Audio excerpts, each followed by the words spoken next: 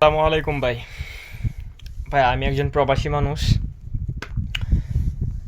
তো আমাদের বাংলাদেশের নতুন যে সরকার গঠিত হইল, সে সরকারের কাছে আমাদের বা আমরা যারা প্রবাসী আছি তাদের একটা অনুরোধ যে আমাদের কিছু দাবি আছে সেগুলো যেন পূর্ণ করে। পূর্ণগুলো হলো, ধরেন বাংলাদেশের যে টিকিট ভাড়া, বিমান ভাড়া, যে টিকিটের যে একটা সিন্ডিকেট, সেটা যেন সিন্ডিকেট থেকে দূর করে টিকিটের যে বিমান ভাড়াটা যেন কমায় দেয়। দ্বিতীয়ত আমাদেরকে এই এয়ারপোর্টে যেন হয়রানি শিকার না হতে হয়, সেদিকে লক্ষ্য রাখা।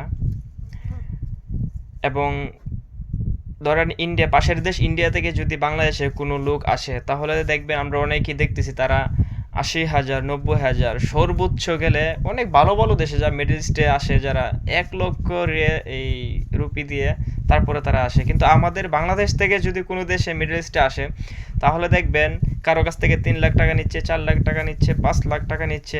এইসব কি? দয়া করে এসব বন্ধ করুন প্লিজ। আমার সরকারের প্রতি করভাবে অনুরোধ যে এই সিন্ডিকেটটা যেন ভেঙে দেন প্লিজ। কারণ আমরা হচ্ছি প্রবাসী।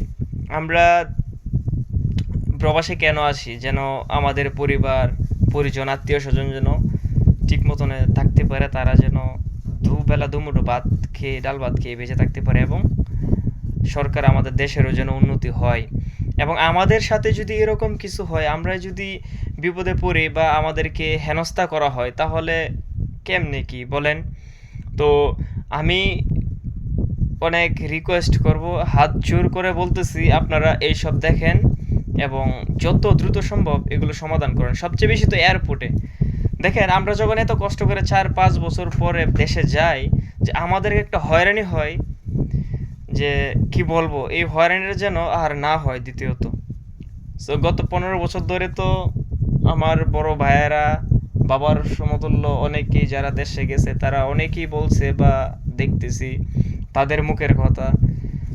তো এইসব যেন না হয় আর কি। এটা আমার, শুধু আমার না, শত শত হাজার হাজার লক্ষ লক্ষ প্রবাসীর আবদার, এটা আমার বাংলাদেশের বর্তমান সরকারের উপর। সো দেখবেন, আশা করি আমাদের এই নতুন সরকার, ডক্টর ইউনূস স্যার অবশ্যই এটার এটার পক্ষে একটা ভালো, একটা সুষ্ঠুভাবে একটা পদক্ষেপ নেবেন, এবং দেশটাকে শান্তিপূর্ণ ফিরিয়ে আনার দায়িত্ব এখন আপনার, এবং আপনার সাথে যারা কাজ করবে তাদের, উপদেষ্টা হিসাবে যারা যোগ দিয়েছে তাদের, তারা যেন এই সুন্দর সুষ্ঠুভাবে দেশটাকে এগিয়ে নিয়ে যায়। এই বাংলাদেশে অনেক ঘুষ চলতেছে, সুদ চলতেছে। দেখেন দেখেন সাধারণ সরকারি একটা অফিসে, যেমন সাধারণত ধরি আমরা ইউনিয়ন পরিষদে ধরি, গ্রামের একটা ইউনিয়ন পরিষদে যদি আমরা সাধারণ একটা সরকারি কাজ করতে যাই, সেখানেও টাকা লাগে, সেখানেও ঘুষ লাগে। কেন? আমরা সাধারণ জনগণ, আমাদের টাকা যদি তাদের বেতন হয়, আমাদের টাকা যদি এই দেশ চলে, এই সরকার চলে, তাহলে আমরা কেন ইউনিয়ন পরিষদে গিয়ে আমরা ঘুষ দিয়ে একটা কাজ করাবো?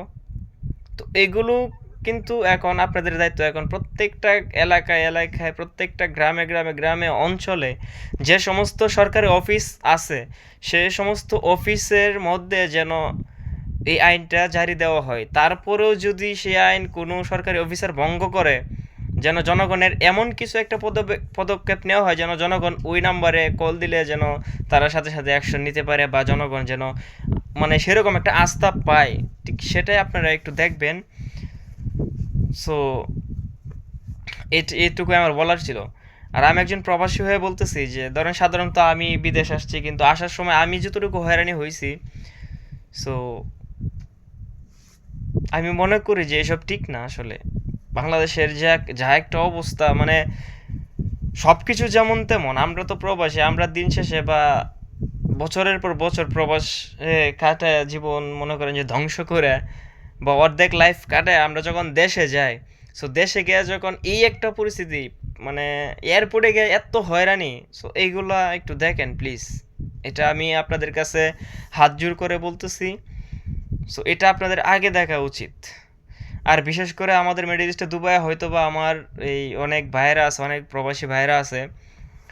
তো এই বাংলাদেশের ছাত্র আন্দোলনের পক্ষে তারা ঘরে বসে থাকতে পারে নাই, তারা ডিউটিও ঠিক মতনে করে নাই, কিন্তু আন্দোলন ঠিকই করছে তাদের সাথে।